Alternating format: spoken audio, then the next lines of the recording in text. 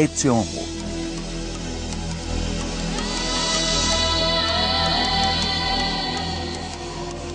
A arte. Distribuição Sinapse.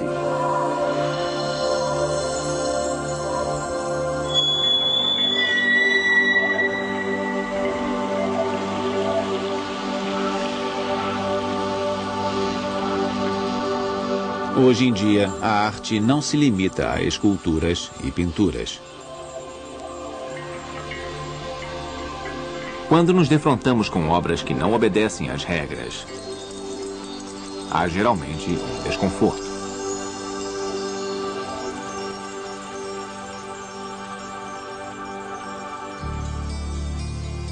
Leonardo da Vinci disse que a arte deve ser mais do que pintar. A arte requer genialidade humana. Hoje, vemos os artistas como criadores, que usam sua obra para expressar sua visão do mundo.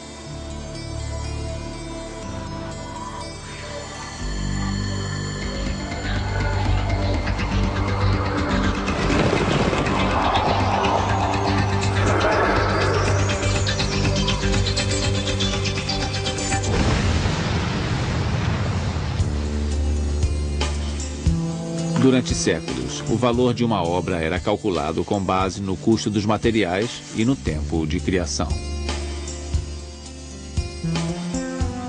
Hoje, algumas pinturas são vendidas por dezenas de milhões de dólares.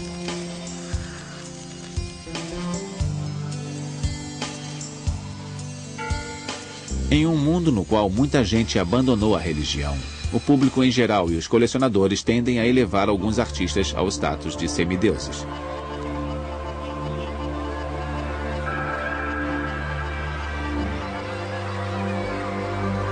Os museus substituíram os templos no mundo moderno.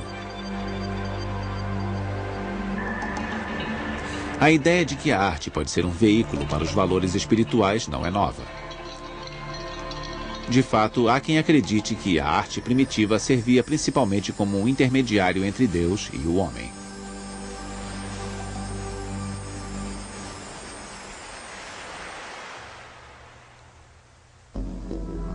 O poder das imagens.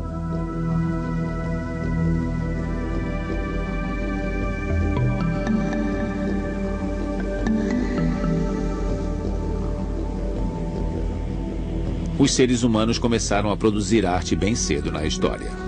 As esculturas mais antigas, estatuetas de pedra ou marfim, têm mais de 30 mil anos de idade.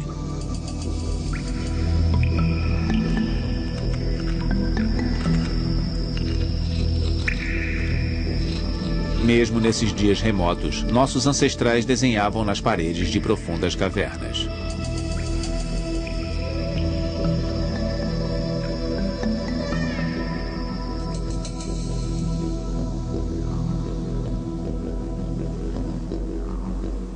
As pinturas em cavernas que sobreviveram melhor são as que estão em partes mais profundas. A temperatura e a umidade são constantes o ano inteiro. É como se tivessem um maravilhoso sistema de controle climático de museu. São museus naturais.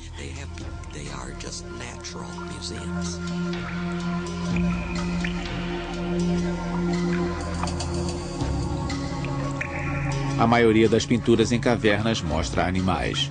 Por muitos anos acreditava-se que fossem usadas para ensinar os rudimentos da caça e para fins religiosos, na comunicação com os deuses. Mas ainda desconhecemos seu significado verdadeiro.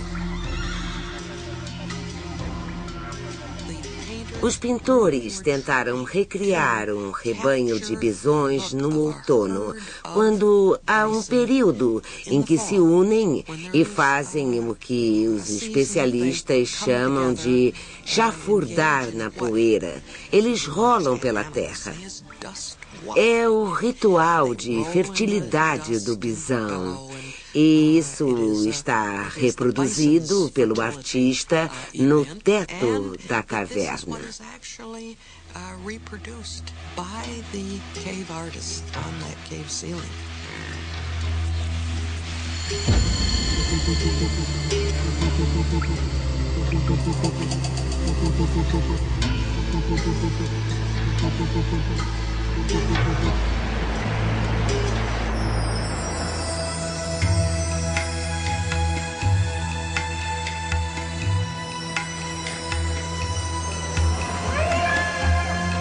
No Antigo Egito, a arte tinha claramente um propósito religioso.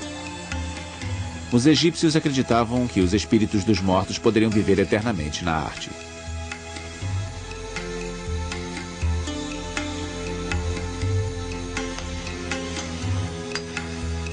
Esta crença levou à produção de milhares de retratos durante quase 4.000 anos.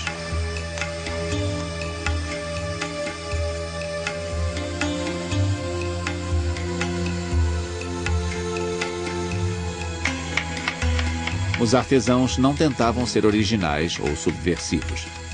Eles obedeciam às ordens do faraó e dos dignatários ricos.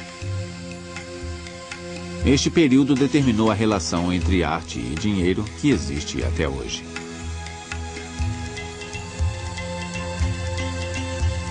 Os egípcios desenvolveram técnicas eficientes de retratar o corpo humano. Vamos pensar na lógica das convenções egípcias, mesmo que nos pareçam estranhas. A única maneira de saber como é o nariz é vendo-o de perfil. Os egípcios sabiam disso. Representavam a cabeça humana de perfil com os olhos voltados para a frente. Queriam mostrar que a pessoa tinha belos e largos ombros, que são representados de frente. Se estiver andando, será mostrada dando um passo e as pernas são mostradas de lado. Tudo é muito lógico do ponto de vista egípcio. Requer exatidão, mesmo que para nós pareça engraçado. Even though for us it looks, I'm afraid it looks funny, doesn't it?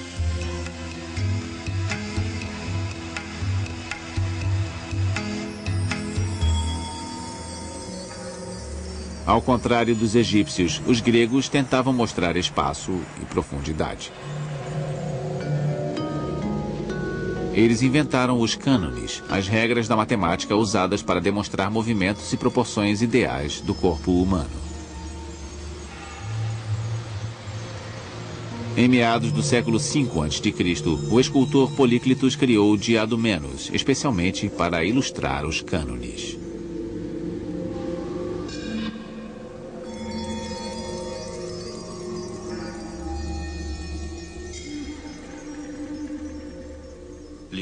Os gregos escolhiam belas garotas, belos jovens. Os modelos eram sempre jovens. Os Diadomenos de Políclitos não é só um nu glorioso, ele tem ritmo. Os ombros, os quadris, os joelhos e os pés, todos têm ritmo e planos contrastantes. Há uma ondulação, um movimento conhecido como ciência dos planos.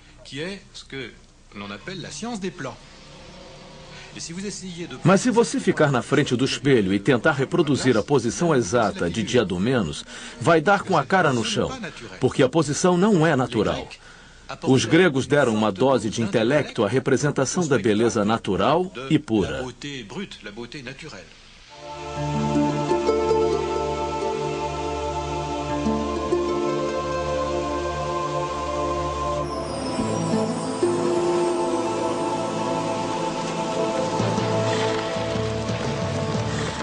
No século I a.C., os romanos conquistaram a Grécia.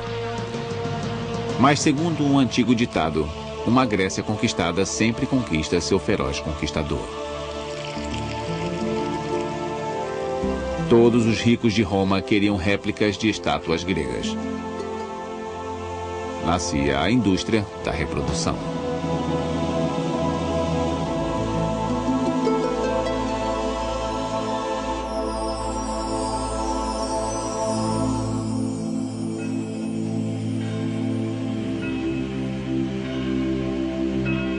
Na Idade Média, nossa herança greco-romana desapareceu com a disseminação do cristianismo. Por quase 600 anos, os artistas criaram principalmente cenas da vida religiosa.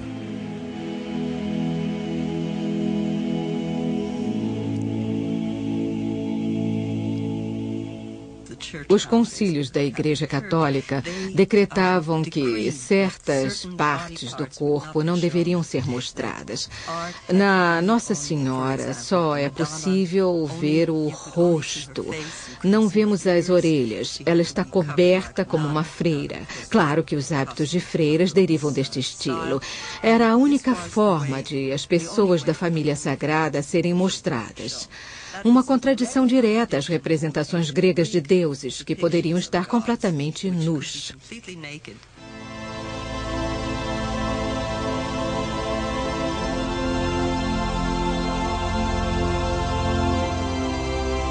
Os artesãos eram considerados meros servos de Deus e trabalhavam na obscuridade. Eles conceberam um paraíso maravilhoso que ajudava a esquecer o sofrimento da vida na Terra.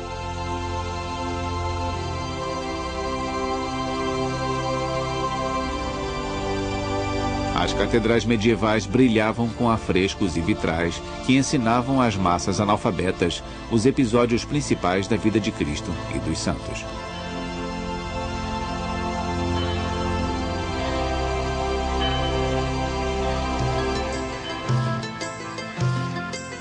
As obras de arte começaram a ser assinadas por volta de 1300.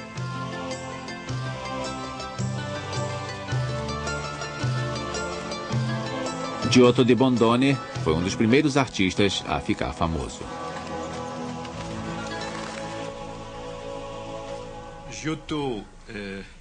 Giotto foi um mestre da primeira Renascença.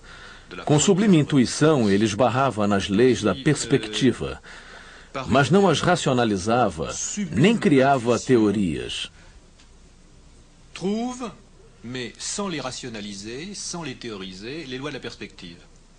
Jusqu'à lui, Antes de Giotto, veja como missais eram ilustrados. Veja os afrescos em igrejas romanescas.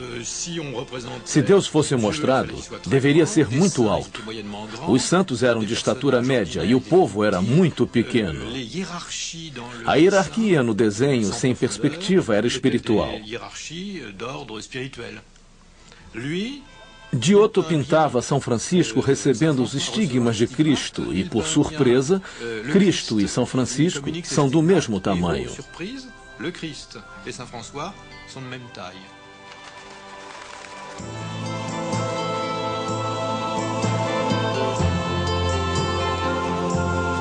Giotto viveu em Florença, uma cidade-estado governada por famílias ricas.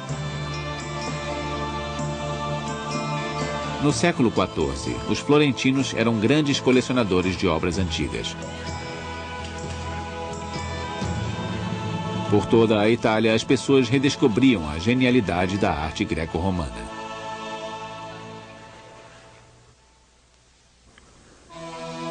O artista e seu tempo.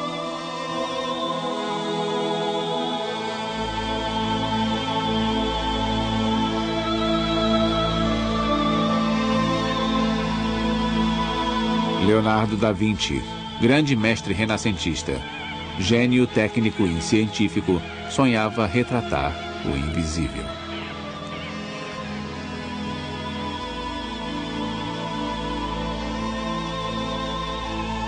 Como muitos pintores e escultores da época, Da Vinci acreditava que os artistas deveriam ter status de criadores.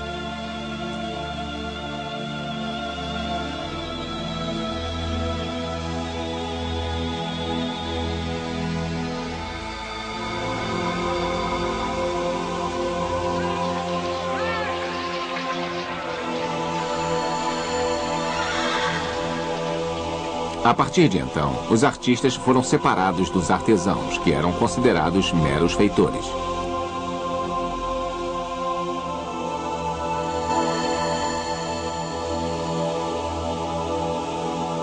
Um artista como Rubens ganhava bem. A burguesia rica e os nobres queriam obras assinadas e pagavam aos artistas na proporção de sua fama. Sabemos, por exemplo, que Rubens tinha uma fábrica de pintura. Ele contratava ótimos trabalhadores. Um se especializava em pintura em tecido, outro pintava frutas e flores. Eram todos especialistas. Rubens chegava e juntava tudo.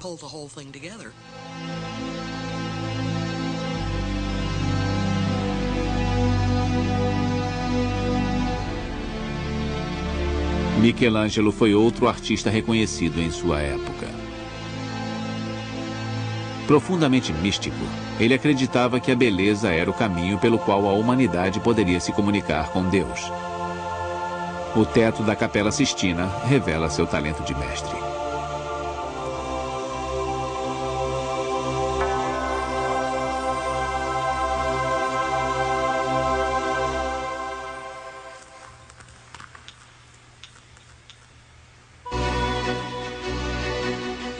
Do século XVII em diante, as academias determinaram que o trabalho em belas artes era intelectual.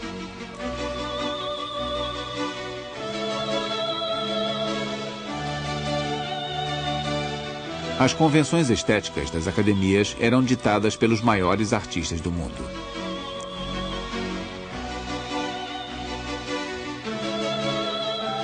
Com a crescente influência de Versailles, o centro das artes passou da Itália para a França.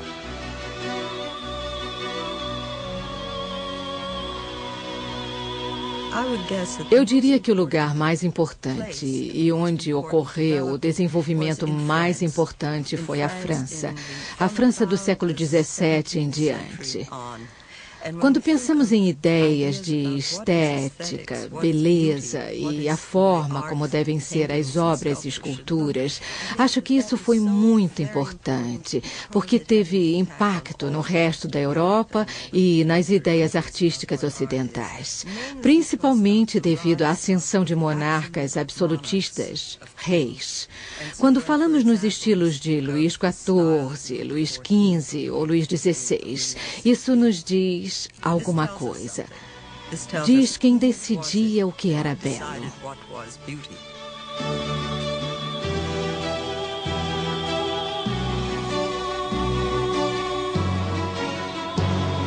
Segundo as regras da academia, cenas mostrando personagens históricos ou mitológicos estavam no topo da hierarquia.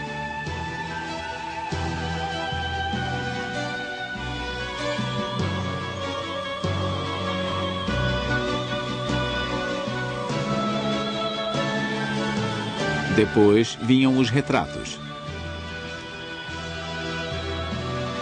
As cenas do cotidiano.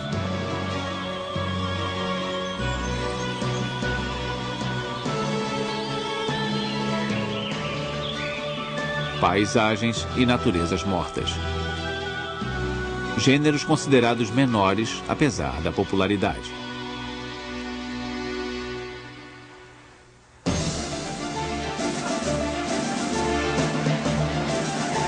No século XIX, a sobrevivência de um artista dependia de ele ser aceito no Salão de Paris.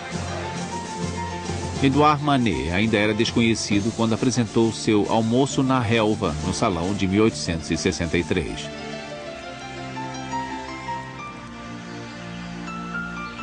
O tamanho da obra foi uma surpresa, porque telas daquelas proporções costumavam ser usadas para cenas históricas.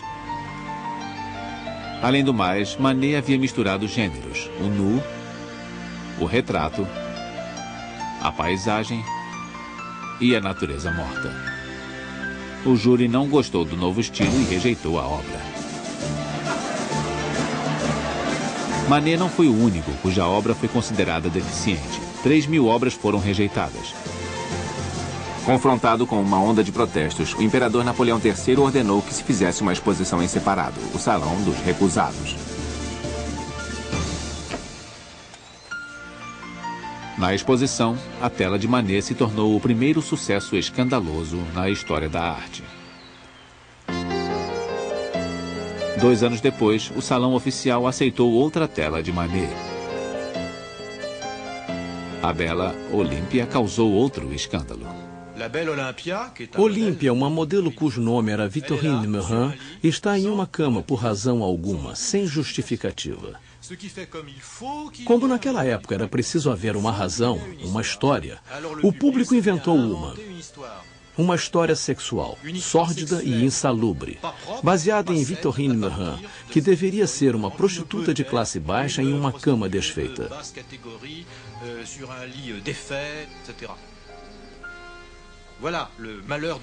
Manet teve o infortúnio de inventar um estilo, no qual a única justificativa era a própria obra, sem história, mensagem ou significado. Ele abriu uma porta. Depois Cézanne começou a fazer pinturas sem justificativas, além da obra em si, e a tendência seguiu até a arte moderna.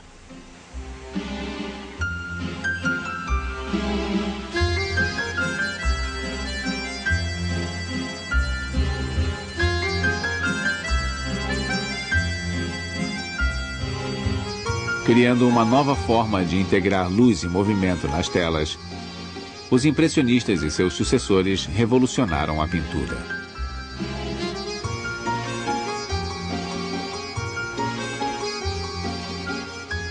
Van Gogh,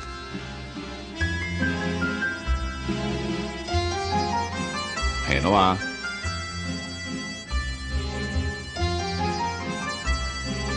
Monet e Gauguin fizeram mais do que retratar a realidade com exatidão. Usaram a arte como um meio de expressar seu mundo interior.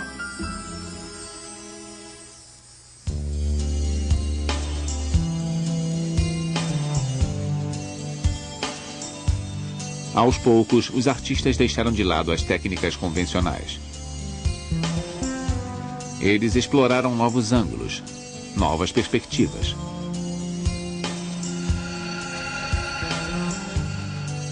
Em 1907, Picasso pintou a primeira tela cubista, As Senhoritas de Avignon. Alguns amigos dele, professores de medicina, o convidaram a visitar o hospital Saint-Lazare, onde as infelizes prostitutas morriam de sífilis e eram, basicamente, largadas, porque nada podia ser feito por elas. Pessoas com sífilis terciária têm rostos terrivelmente deformados, o nariz afunda nas bochechas, os olhos ficam saltados. É aterrador. Quando ele viu aquelas mulheres em tal estado deplorável, descobriu a solução plástica para as detestáveis deformações que faria nas duas mulheres da obra.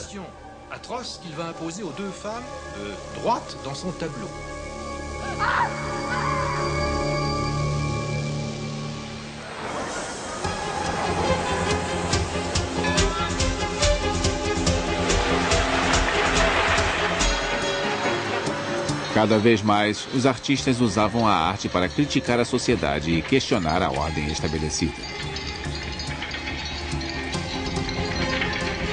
Esta obra do artista dadaísta Francis Picabia expressa o medo de a mecanização transformar os seres humanos em robôs.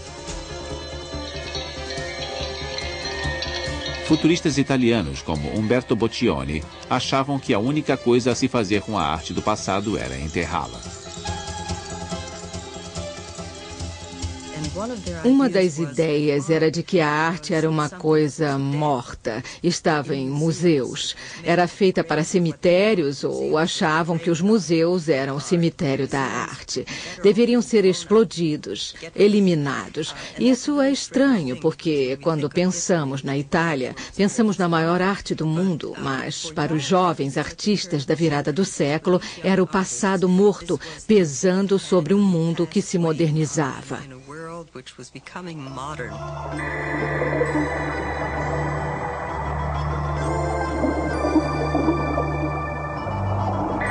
A arte abstrata se torna uma das mais importantes tendências ocidentais. Vassily Kandinsky foi o precursor.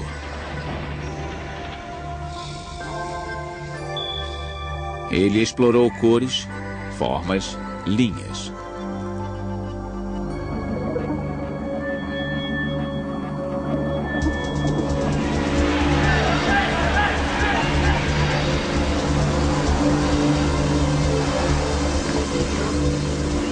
Mas grandes movimentos sociais, modas, estilos de vida e guerras continuaram a inspirar artistas.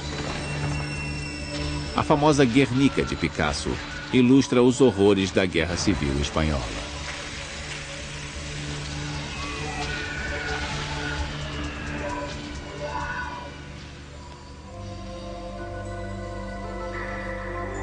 Embora os artistas critiquem a sociedade, são os primeiros a questionar a si mesmos e seus propósitos. Eu diria que minha obra pictórica é uma grande catástrofe.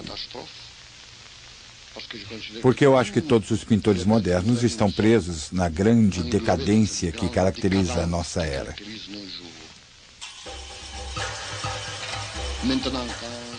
Quando comparo o meu trabalho com o de Rafael e Leonardo,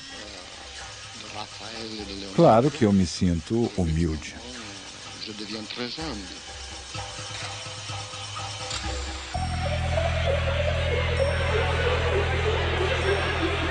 Nos anos 60, Andy Warhol, tido como o papa do movimento da arte pop, se interessou por objetos que simbolizavam a sociedade consumista americana. Talvez melhor do que qualquer pessoa, ele possa ter encarnado a crise do homem moderno, que se identificava com a máquina e funcionava como máquina. Desta grande doença coletiva, a ameaça do materialismo, ele desenvolveu uma imagem poderosa que integrava virtualmente todos os problemas da sociedade americana da época.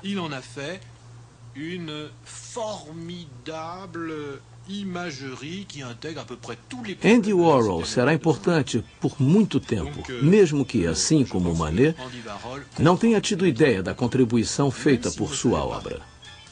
Comme Manet, tout ce qu'il apportait par son œuvre.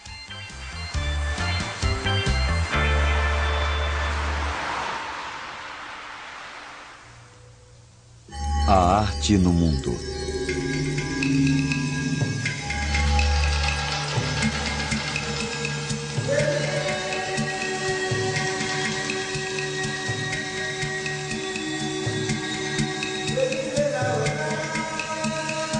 Na aventura humana, a história da arte também é uma história de trocas e aprendizado entre culturas diferentes.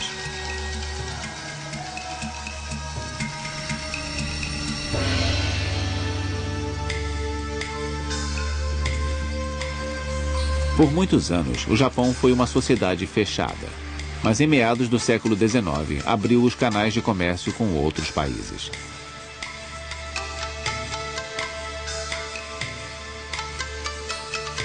Foi quando os artistas ocidentais descobriram as xilogravuras japonesas.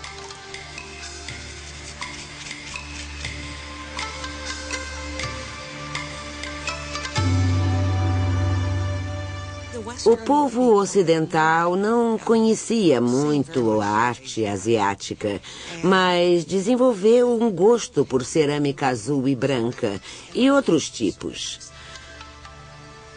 Quando os japoneses mandavam cerâmica para a Europa, em especial para Paris, França, a embrulhavam no que consideravam papel velho e comum. No papel, por acaso, havia estampas maravilhosas de xilogravuras japonesas. Muitos artistas, como Gauguin e outros dos Estados Unidos, como Whistler, foram muito influenciados por esta arte. Ao ver o papel estampado, se interessaram mais por ele do que pela cerâmica.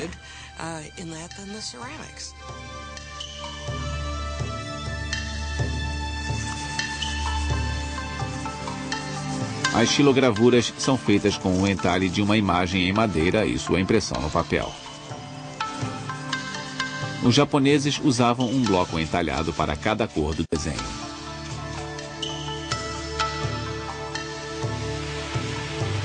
A Grande Onda de Kanagawa é uma das impressões japonesas mais famosas do mundo.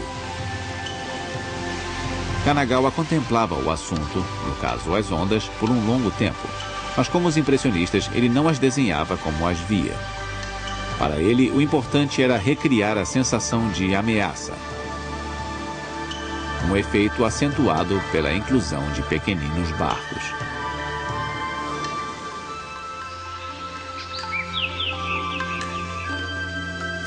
a arte não se desenvolveu da mesma forma no mundo todo. As paisagens eram muito populares na China, bem antes de surgirem na Europa. É a prova da veneração dos chineses pela natureza.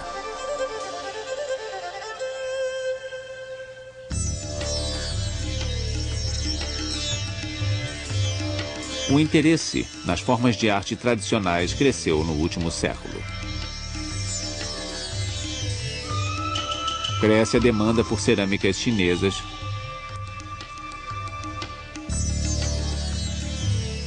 esculturas budistas, máscaras africanas e vasos maias. Mas o turismo é uma ameaça à criação artística. O mercado turístico incentiva os artistas a usar técnicas de produção em massa. Parar de produzir arte para produzir mercadoria.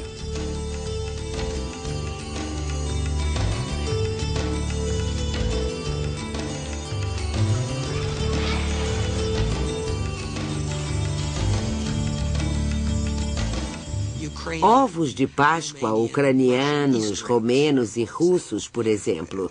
Os mais finos são obras de arte. A tradição remonta ao século XII, pelo menos. Decorar ovos não necessariamente para a Páscoa. Os ovos são símbolos da fertilidade e são magnificamente decorados.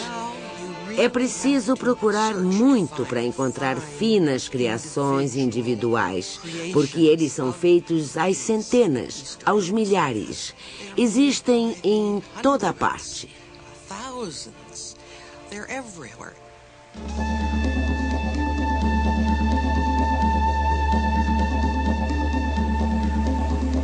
Em décadas recentes, artistas do mundo todo se voltaram às raízes tradicionais e aos elementos integrantes de sua cultura para trabalhar.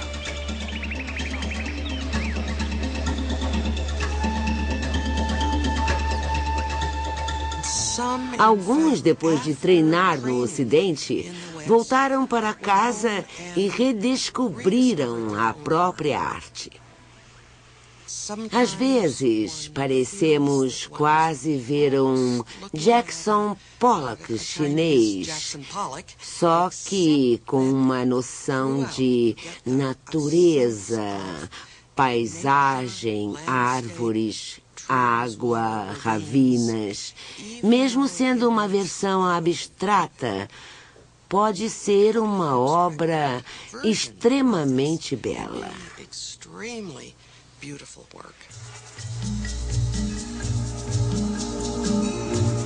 Como resultado desta polinização cruzada mundial, as fronteiras que separavam a arte do artesanato desapareceram.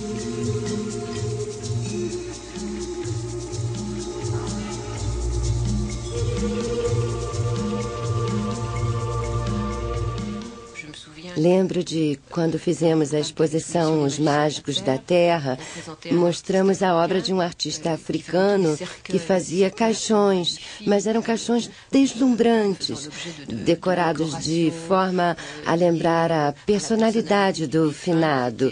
Eram uma beleza, verdadeiras obras de arte.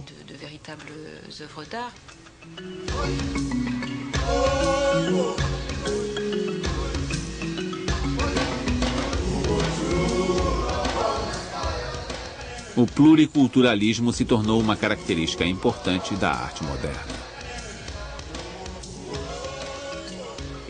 Uma das vocações da arte moderna é encontrar um caminho de volta a uma essência que alguns chamam de arcaica, rituais semi-religiosos ou preocupações mágicas. Muitos artistas modernos são fascinados por esses conceitos.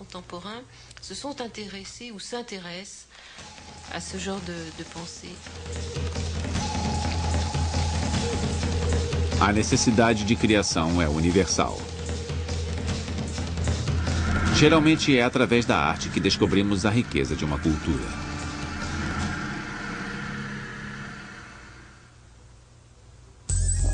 O que é a arte?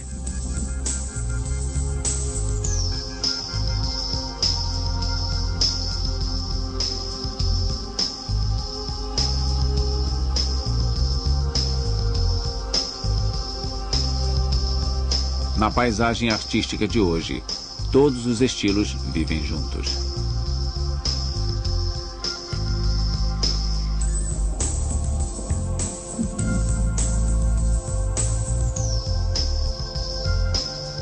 Desde os anos 60, vemos obras bizarras em museus.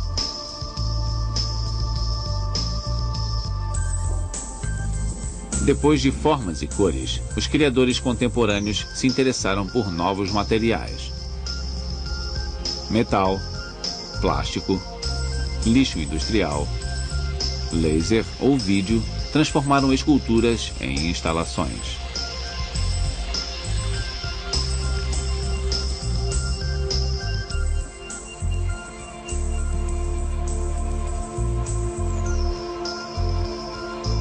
O público em geral fica quase sempre desconcertado pela arte moderna.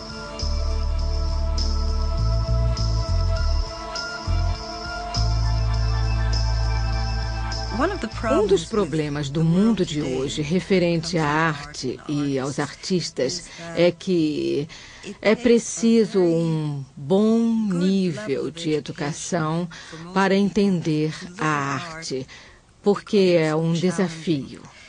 Há muita arte que não é autoexplicativa e precisa ser esclarecida. Há certos artistas do século XX, como o italiano Giacometti, cujas estátuas de pessoas são muito estranhas.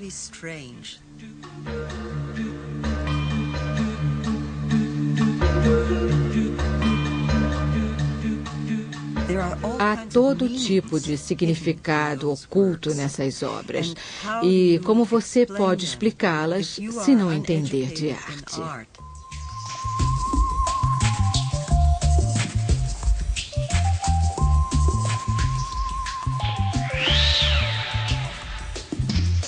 Desde que Marcel Duchamp conseguiu fazer seu famoso urinol ser aceito como obra de arte, parece que tudo é possível. Para mim, a arte era algo tão sério e pomposo que fiquei feliz ao descobrir que poderia injetar humor nela. Eu aprendi muito quando descobri o humor. Foi uma libertação. Não é uma simples questão de rir. Há humor negro que não é feito para rir ou chorar. Fala por si só. É uma emoção nova que se ergue de coisas que não podemos analisar com palavras.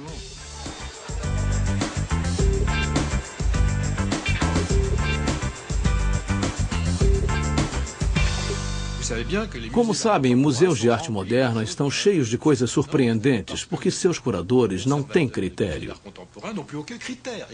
Têm medo de recusar qualquer coisa. Ou seja, artistas inteligentes, enxadristas como Duchamp, perceberam que precisam de estratégia para fazer sucesso na arte. Precisam se tornar celebridades e depois nutrir e promover essa celebridade.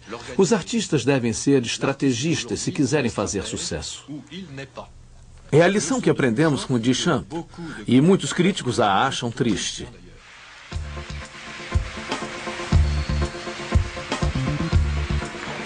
Em sociedades industrializadas, museus, comerciantes de arte, empresas e governos substituíram patronos ricos e monarcas.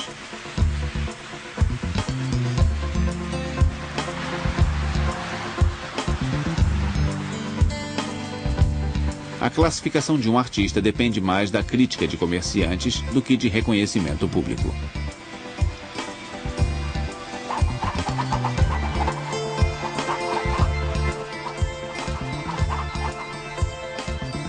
Muitas vezes, a arte foi dominada por escolhas de uma elite pequena. De certa forma, pode ainda ser assim. Alguém fez um estudo sobre os mais importantes comerciantes de arte, cujas atividades no mercado determinam o valor da arte, e alegam que poucos comerciantes, todos com galerias em Nova York, foram responsáveis pelo que ficou tido como a arte mais importante da atualidade. Em nossas sociedades de consumo, as pessoas especulam com obras de arte como no mercado de ações. Quando um artista morre, o preço sobe.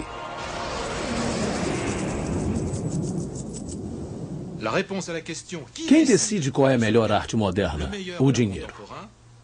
Há quem ache isso lamentável.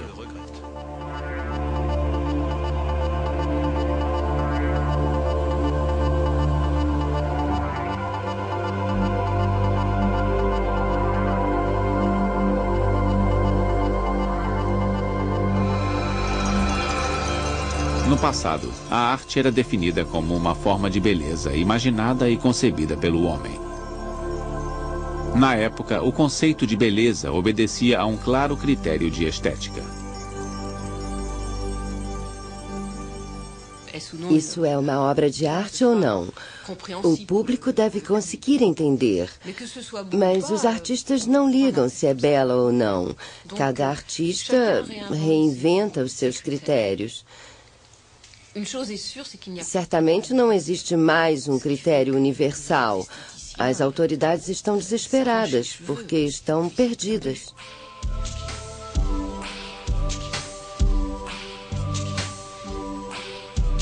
A arte moderna é só para iniciantes?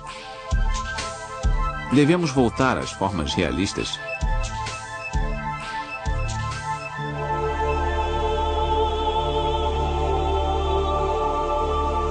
O que é belo? E o que não é? A arte moderna é geralmente desconcertante.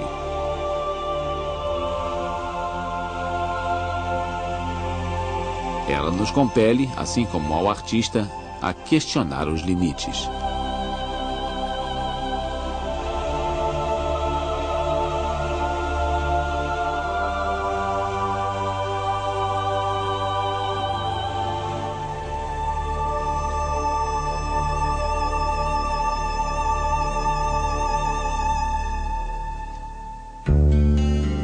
O mistério da criação.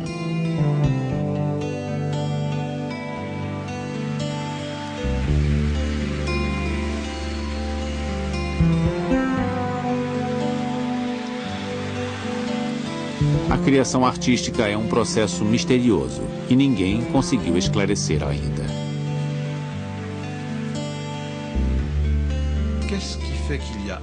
Isso é arte? O que faz disso arte? É arte quando uma pessoa representa algo espiritual, metafísico, significativo.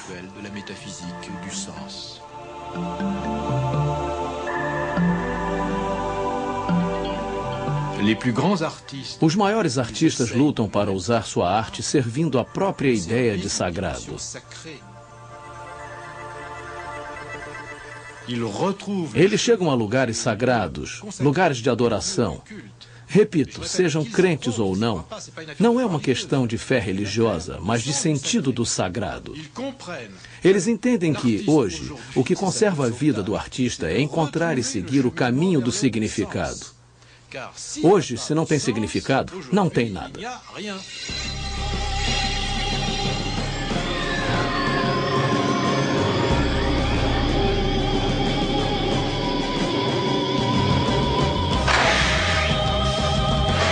Atualmente, os artistas podem desenhar e representar tudo em computadores.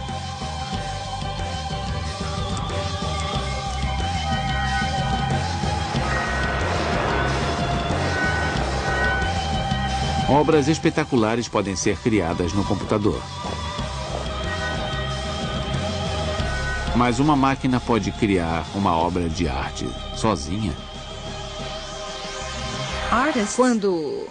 Quando nós pensamos em artistas, a forma de arte mais importante é a verdadeira expressão de algo, seja no papel ou em qualquer material que contenha a mão do artista. Não literalmente, mas a ideia de que o artista fez isso.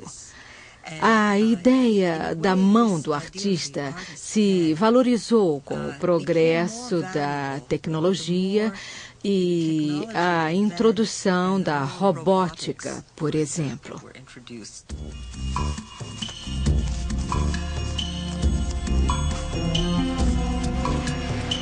Em séculos recentes, percebemos que a criação artística é mais do que habilidade e técnica.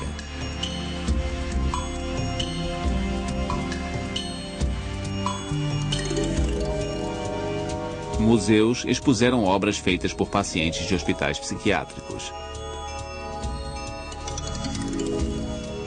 E esses artistas não tiveram treinamento. Um dos aspectos importantes da criação nos últimos séculos é o reconhecimento de que a arte não é um simples ofício que se pode aprender. Claro que você precisa aprender, mas o que distingue um artesão de um artista é um dom. A crença de que algumas pessoas têm algo dentro delas que aflora em tudo o que fazem.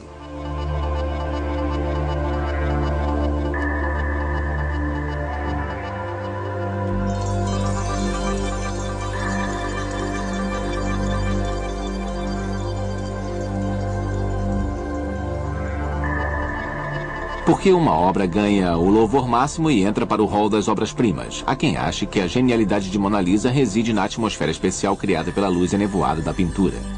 Outros a atribuem ao sorriso enigmático da personagem. E há quem veja como o sucesso orquestrado por fabricantes de camisetas. Certamente é um retrato magistral. Não sabemos se é um retrato realista, mas parece ter resumido a feminilidade da Renascença. A palavra enigmático é sempre usada.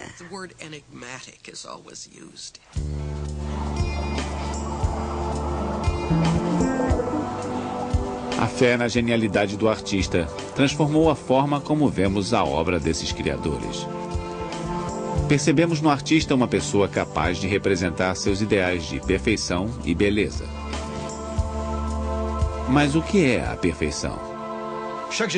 Cada geração de artistas diz: consegui, fiz a maior de todas as telas, até chegarmos ao quadrado em fundo branco de Malevich, que foi, segundo alguns, a máxima da história da arte. Progredimos muito desde então. O ideal de arte é o passado ou o futuro? É uma discussão interminável.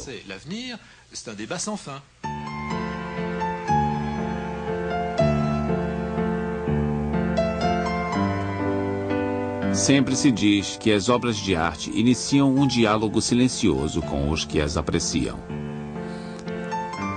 É a capacidade de fazer emoções aflorarem que as torna grandes obras.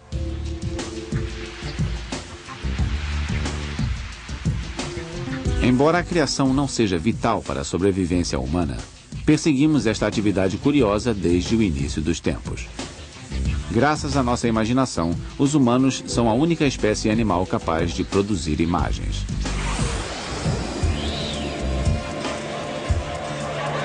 A arte é útil para transmitir informação, denunciar injustiças ou nos dar uma nova visão do mundo. Sem dúvida, os egípcios tinham razão em que as pinturas permitem a sobrevivência da raça humana. A arte sempre nos possibilitou retratar muito da história. E há razões para crer que a aventura vai continuar.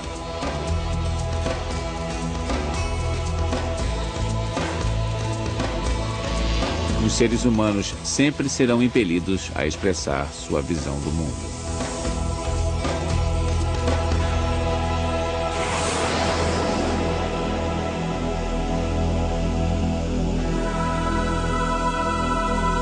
versão brasileira, Audio News.